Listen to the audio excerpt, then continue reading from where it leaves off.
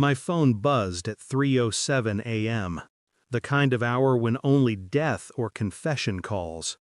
My son's voice was small, trembling. "Dad, Stepdad's friends are here. They're loading guns. I heard your name." Then a muffled voice behind him, low, cruel, confident. "Ex-Marine? Easy target. 2 in his skull and job done." The line went dead. I sat there, motionless in the dark. The hum of the refrigerator was louder than my heartbeat. There's a point where fear doesn't make you panic. It clears you, sharpens you. I smiled, just barely. "Son, go to your bed," I had told him before the line cut. "Don't worry." He didn't know I meant it. My ex-wife had remarried 2 years ago. I'd tried to be civil, for my boy's sake. Her new husband, Sean, was the kind of man who smiled too much when he lied. He'd called me weak once, during a handoff at school, said something about real fathers earning their place. I'd looked at him and said nothing. He mistook silence for surrender. That night, though, he went too far. I'd heard rumors through mutual friends, gambling debts, a bar fight that ended with someone hospitalized. Then his tone shifted in our messages, shorter, colder. He'd begun asking questions about my deployments, my pension, the lawsuit I'd won. The money. It always comes down to that. But when my son said, "They're loading guns," I realized this wasn't about jealousy or resentment. It was cleanup, elimination.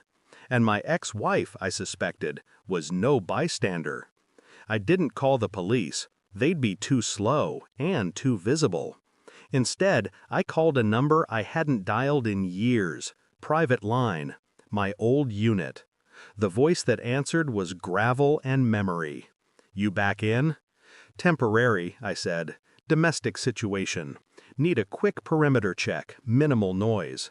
They didn't ask why. Marines never do. While I waited, I checked my security feeds. The motion sensor on my front gate blinked once, then twice. I poured coffee, loaded my sidearm. Not out of panic, ritual. Calm movements, breathing even. Every step, every sound in the house felt amplified. The clock ticking, the slow exhale through my nose, the faint creak of the floorboard by the back door, the one I'd never fixed. I thought of my boy, his whisper, his small, frightened breath. And behind that fear, the sound of a man planning my death. You don't forget that. At 3:41 a.m., headlights flickered across the window. Not my team's signal. They were early, or impatient. The first shadow moved across my porch, steady, trained. Not amateurs, not friends of Sean. Contractors. That meant someone paid them. Not him. He couldn't afford it. But she could. My ex-wife. The woman who once kissed my knuckles before deployment. The woman who cried when I came home half dead. It made sense now, the life insurance clause she'd never removed. The way she'd suddenly started calling, asking if I was doing okay. Her words had been reconnaissance, not concern.